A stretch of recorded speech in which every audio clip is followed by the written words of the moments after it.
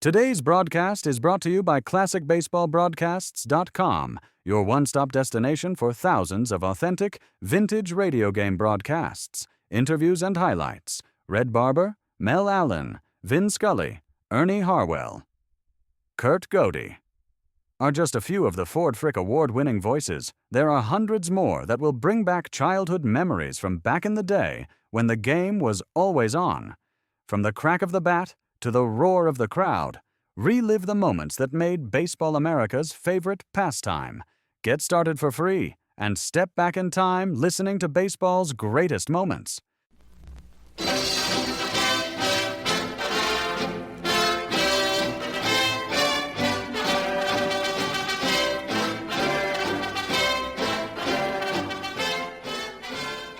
Hello there. This is Jimmy Powers coming your way with another story from The Tumult and the Shouting.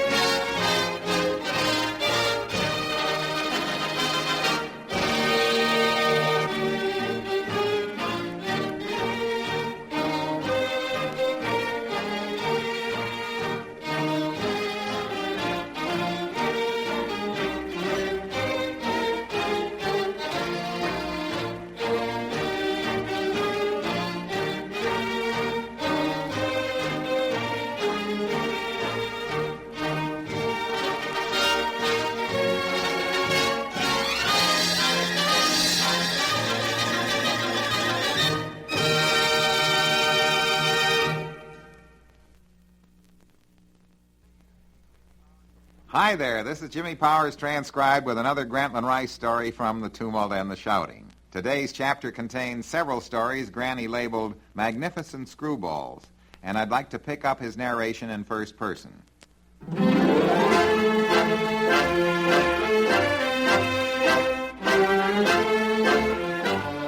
Certainly my most exciting days and nights have been spent on the road.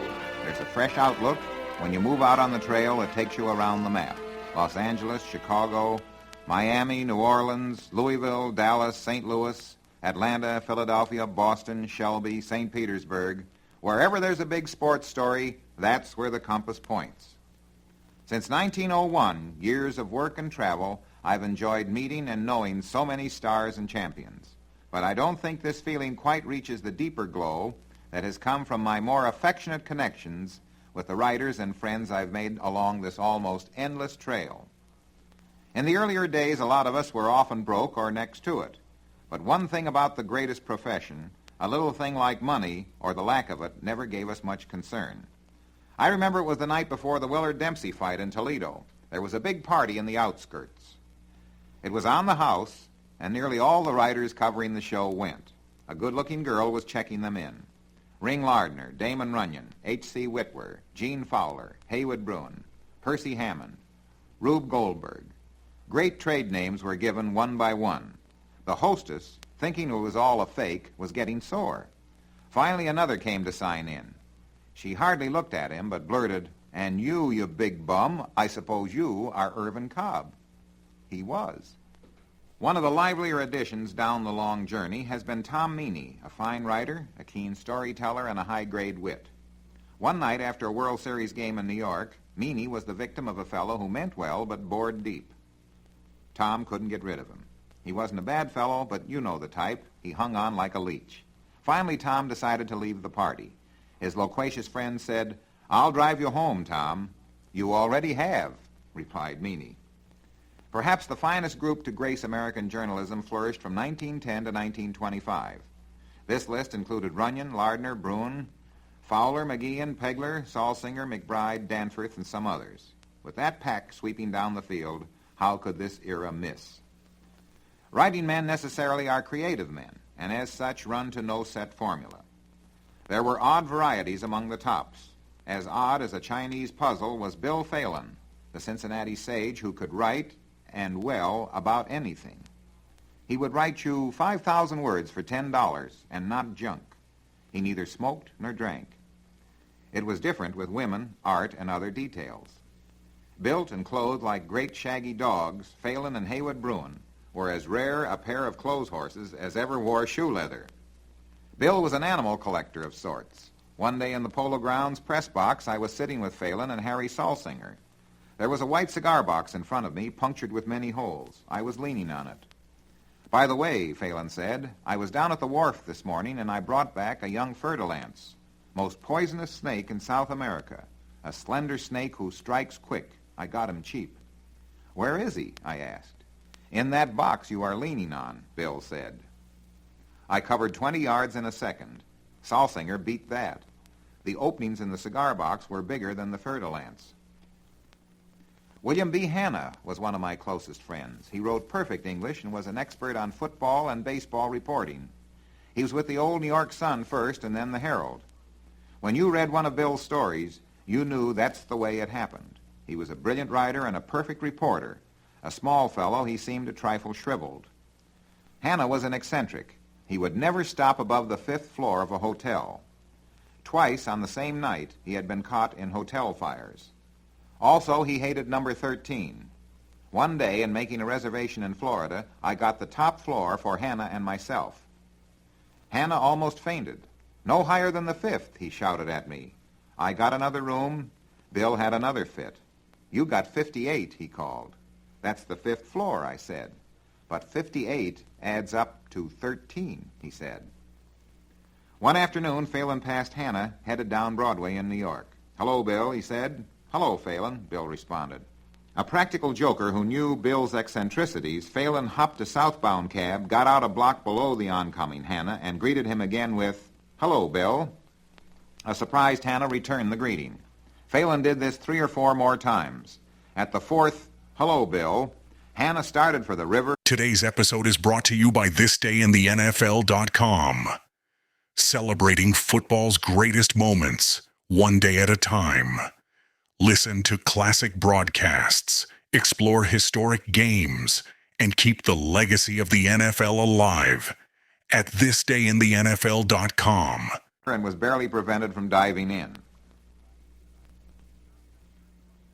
In the earlier years of my wandering about in the sporting domain, Westbrook Pegler was one of my closest companions. Later, Peg left our field flat to shoot at bigger game in politics. He was a fine sports columnist, usually working in the role of offering bitter protests against various people and conditions. In his social connections, however, Peg could lay aside his protesting role and have more fun than most. Some years ago, when he was covering both politics and a World Series in New York, the game was postponed on account of rain.